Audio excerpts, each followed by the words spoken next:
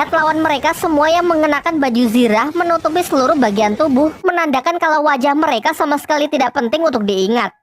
Sebagai langkah awal, Tang San memakan kiwi terbang dari Oishike untuk memantau pergerakan musuh dari udara. Su Ying dan Xiao dikirim maju mencoba menembus pertahanan lawan. Dilanjutkan oleh Oishike yang melepaskan sejumlah kabut guna menghalangi jarak pandang untuk mempersiapkan serangan kejutan. Menanggapi strategi itu, tim Tameng Gajah bertindak cepat dengan membuat pertahanan memutar untuk menjaga seluruh titik buta mereka.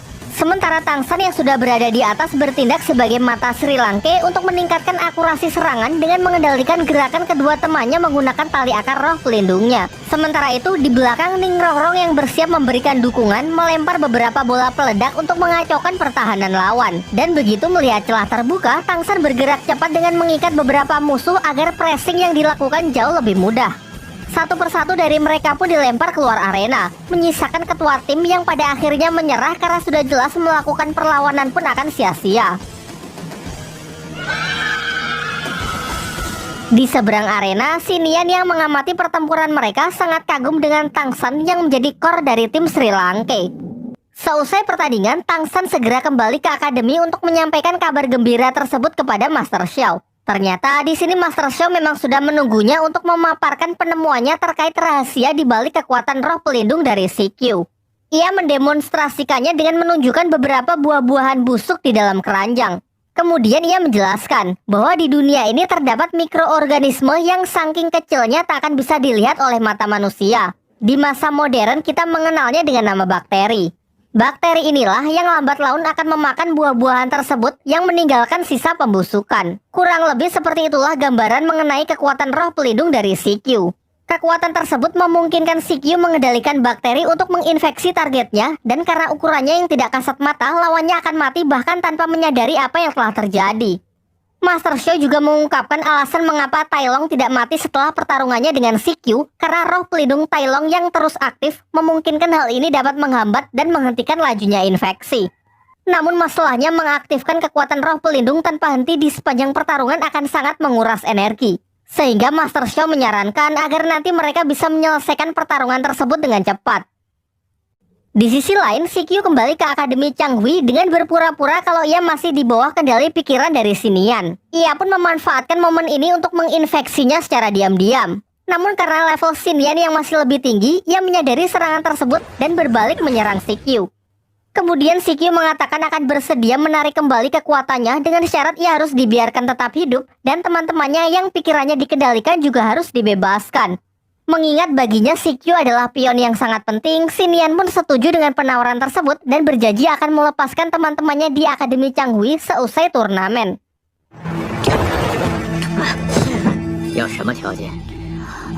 Sementara itu, anggota bangsawan yang tengil mendatangi ayah Ning Rongrong untuk menyindirnya terkait Ning Rongrong yang dimasukkan ke Akademi Sri Lanka. Menurutnya mengirim penerus klan ke akademi lain adalah keputusan yang tidak tepat. Maka dari itu, ia menyarankan agar klan Kibau menarik kembali Ning Rongrong dari Akademi Sri Lanka. Pembicaraan pun diakhiri dengan ia yang bersedia memberikan bantuan apapun asalkan klan Kibau mau bekerja sama dengannya. Kembali ke tempat Tang San, ia mendapatkan informasi bahwa lawannya besok adalah Akademi Qinghuo, sebuah akademi yang fokus pada satu jenis roh pelindung yakni elemen api.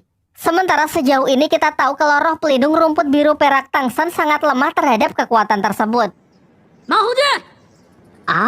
Jadi untuk mengatasi hal itu, ia berinisiatif memanggil Mang Hojun untuk membantunya berlatih demi memperkuat roh pelindungnya agar lebih tahan terhadap panas dan serangan api.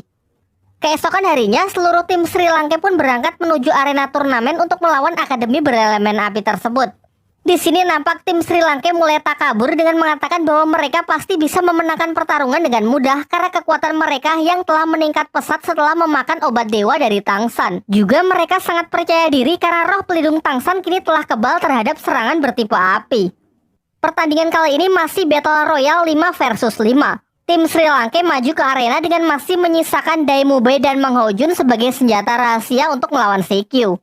Di sini Tang San sudah kelewat overconfident karena sebelumnya telah menang 2 kali berturut-turut. Ditambah lagi baginya serangan api kini bukan lagi jadi masalah karena roh pelindungnya sudah bermutasi, mampu menahan serangan lawan dengan cukup mudah. Melihat hal itu, para pengguna elemen api kini mengubah strategi yang awalnya fokus dari depan, mereka kini berpencar mengelilingi tim Sri Lanka dari berbagai sudut.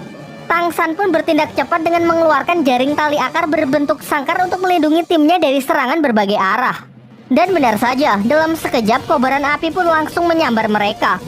Namun Tang San nampak tenang-tenang saja karena ia yakin kalau pertahanannya mustahil untuk ditembus.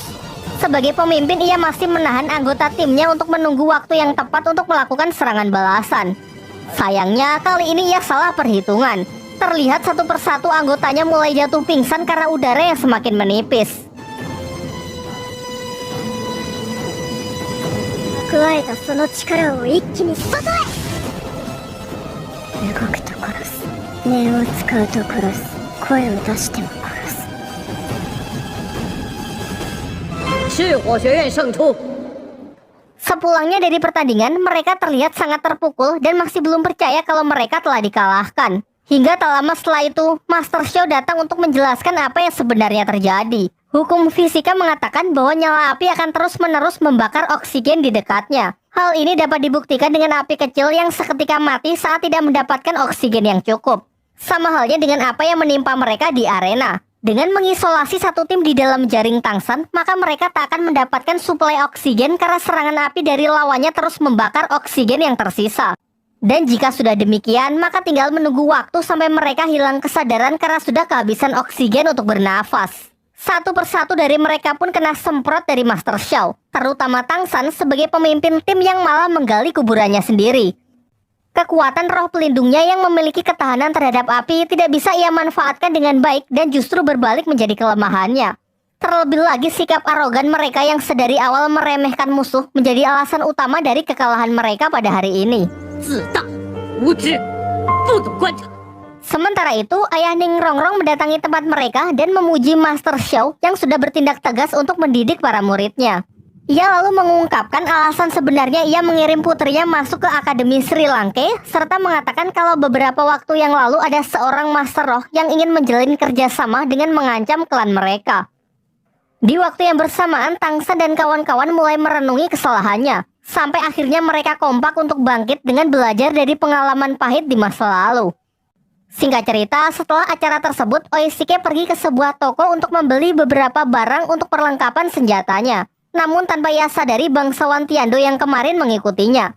Ternyata ia telah cukup menyelidiki Oishike yang sangat hobi dengan dunia teater. Di sini ia bermaksud mempengaruhinya untuk mengejar cita-citanya tersebut dan meninggalkan Akademi Sri Lanka. Ia berjanji akan memfasilitasi Oishike dengan berbagai macam perlengkapan teater, juga akan memasukkan Oishike ke sebuah kelompok teater yang sangat terkenal di kerajaan Tiando jika Oishike mau menurut. Di malam harinya, Tang San dan kawan-kawan tengah membicarakan strategi untuk memenangkan pertandingan berikutnya.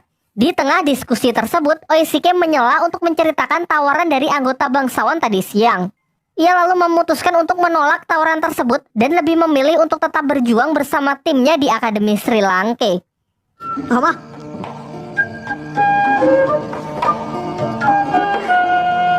Singkat cerita, hari pertandingan pun telah tiba.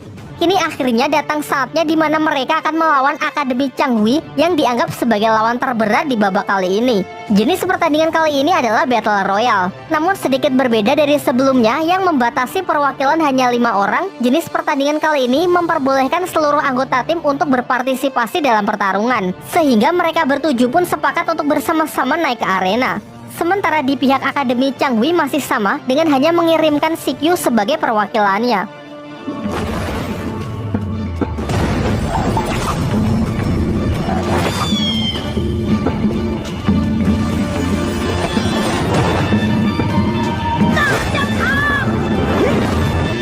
血态性接触。